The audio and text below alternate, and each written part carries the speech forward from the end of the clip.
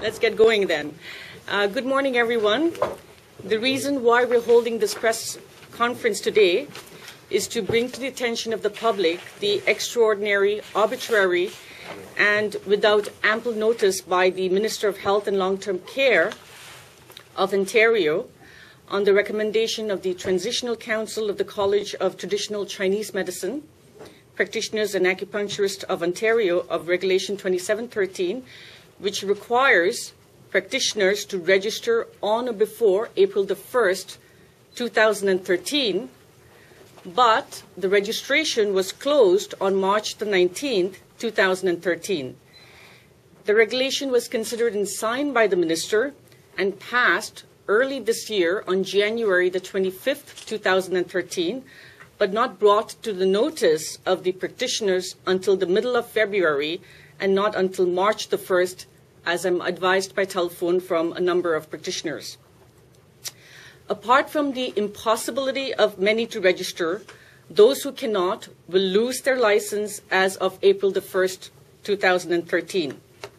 Their patients will be unable to access them for treatment, and the insurance policies which govern their practices and allow for the clients to be indemnified for services will be cancelled. So as you can appreciate, for those who wanted to register, they had about 6 weeks' notice. The registration also required them to pass and study 2 exams, one called the Safety Handbook and the other one called the Jurisprudence Handbook.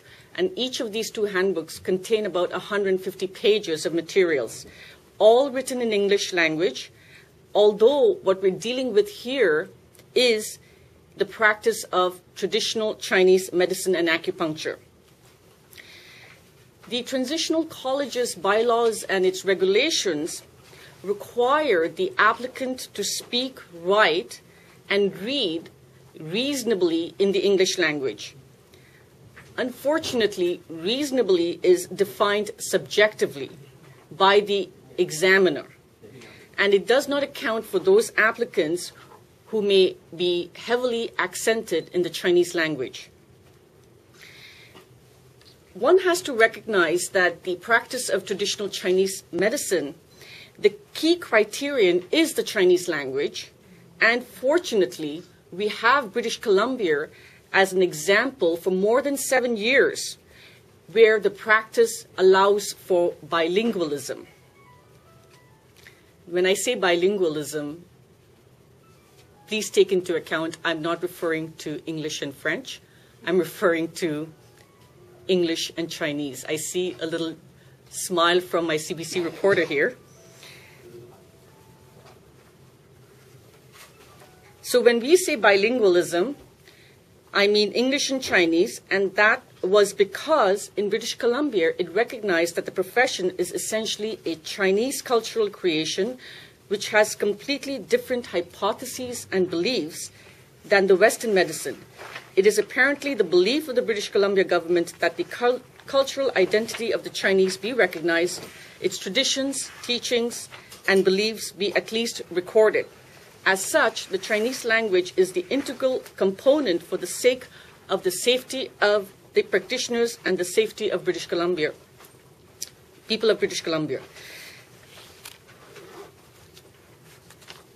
It should also be recognized when the recommendation was made for the regulation of TCM, traditional Chinese medicine, that British Columbia be used as a precedent and to follow that model. The failure of our minister to recognize this and to treat this cultural difference in a manner that the way the current regulations is being passed amounts to discrimination on the basis of race, which is contrary to the Charter of Rights and Freedom. The other issue that must be recognized is that TCM practitioners are not against regulation. They are in favor of regulation. So the issue here is not why. The issue is how and what is being regulated. The main counsel on this file, Mr. Cecil Rotenberg, is in fact in court trying to seek a date to hear the interim injunction to stop the regulations from taking into effect on April the 1st. Mr. Rotenberg advises he is on his way back, depending on how long he'll have to park on the Don Valley, but if the valley is moving, he'll be here probably in 20 minutes. However, he's advised that the court has adjourned the matter to the 30th of May, 2013, to hear the interim injunction, and it will be heard by one judge. So, interestingly, the issue then becomes between now and May the 30th, what would be the status of the practitioners who are not registered with the Transitional Council. That is up in the air, and we are not sure how that will play out in the interim.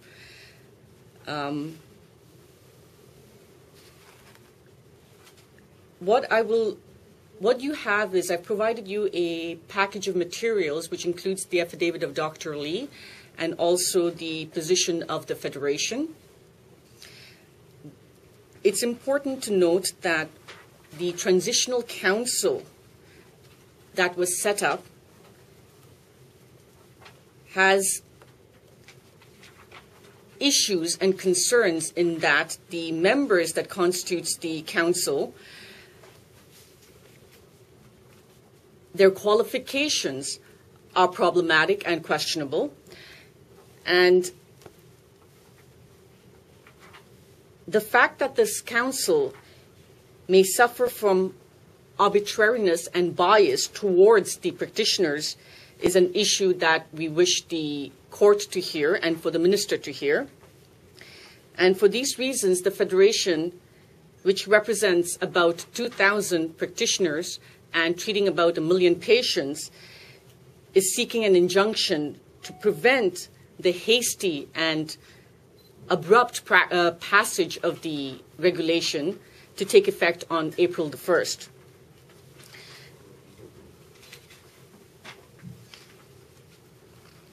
I wish to just point out that the economics of more than 1,500 to 2,000 members are affected, with the right of about 1 million patients to choose their own practitioners. We agreed that non-qualified persons should be weeded out and restrained from practice, but a regulation on the basis of speaking, reading, and writing English reasonably does not provide that balance between recognition and safety that is guaranteed by our Canadian Charter of Rights and Freedom. Thank you. What I'm going to do is now invite Dr. Lee to come and speak a few words on behalf of the Federation. Can we give you a couple of questions first? I prefer that Dr. Lee provide you with a few comments, and if Mr. Rotenberg is here, to wait for questioning with Mr. Rotenberg. Okay, thank you. Give me the present. Good morning, everyone, ladies and gentlemen, media and friends. Glad to see everyone here. Today, I am speaking on behalf of Federation of Ontario Traditional Chinese Medicine Associations. As we just heard from our legal counsel, we retain a legal team to start a litigation against the Ontario Regulation 2713, which we think is manifestly unfair for our practitioners and also unfair for the public safety and patient's choice. So let me make this first very clear. All our members in our federation fully support a regulation on Chinese medicine and acupuncture to standardize our practice, to make a safer choice for the patient is always our first priority. But the problem lays on how this regulation lay out. The council was first appointed in 2008. From the very beginning, our federation have contacted the Ministry of Health concerning their qualifications and the way of the conducting their business. And all those concerns, all those communication seems to be fell on the deaf ear. So all those years, the council have been doing things according to their own wills. The fundamental part of any health regulation is the listening to the voices from the practitioners, whether it's a medical, whether it's a nurses, whether it's dentistry, or even engineers or lawyers, whoever is a profession in this province is always be self-regulated. That's the fundamental for all the regulations. So we're supposed to come up with a collective ideas among the practitioners and with consultation with the public. Then these ideas will come up a package given to the council, and the council will submit to the Ministry of Health. It was not done like this way. So that was not received very well from the public and also from our practitioners. So that's why you can see why there's so much of this kind of a disagreement.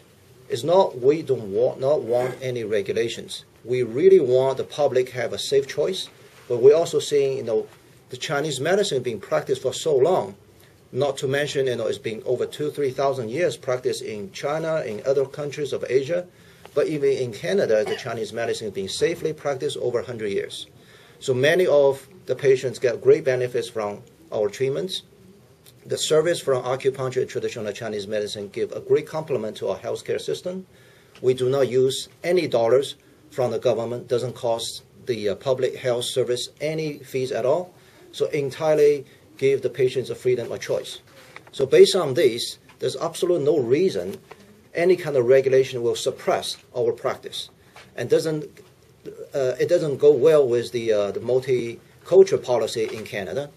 So this is what we want to ask the court to hear our stories, because the current government seems no interest to listen towards the people's voice.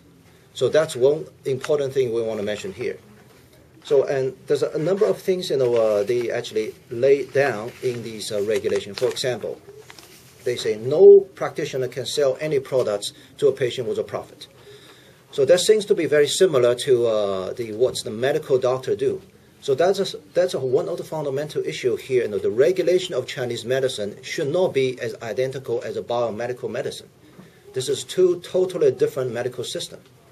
So to imply or to try to unilaterally utilize a regulation seems to be well done in the medical field, just making that on the Chinese medicine is not going to work well. If you look upon other practitioners, for example, the naturopathic doctors, homeopathy practitioners, and other health practitioners, using the products in their service, it's always a part of the service. And not to saying actually compounding and mixing the traditional herbs is intellectual rights of those practitioners. So to limit that kind of service, it will greatly diminish the value and the service of the Chinese medicine and limits the choices for the public too. And another thing they mentioned in the regulation says, when a service or when there's a condition deemed as necessary for the surgery, then Chinese medicine, acupuncture cannot touch them at all. But we see a lot of patients, whether there's arthritis pain or needing some kind of ease for the back or the knee replacement, the patient have a choice. They say, I do not want to go for a surgery. Do you have an answer? I heard there's a lot of patients being receive the treatment from you guys and receive a great benefits. So under their proposed regulation, which is approved by our health minister, that kind of service will be deemed illegal. So that's manifestly unfair to both practitioners and the patients. So that's a few things I want to say that. And also at the end, I want to mention the council itself. We've been complaining to various departments of the Ontario government saying whoever sits on the council need to be reputable, need to stand up in front of the public. Their credentials, their ethics must be right. 3 out of the current council's professional members have questionable qualifications. One of them actually claimed he is an acupuncturist, traditional Chinese medicine practitioner. At the same time, we find out, never disclosed by himself, he is a registered massage therapist. It's contrary to the Traditional Chinese Medicine Act. It says very clearly under RHPA, Regulated Health Profession Act, any member sits on a council in a regulated college cannot be a member of another health regulated profession.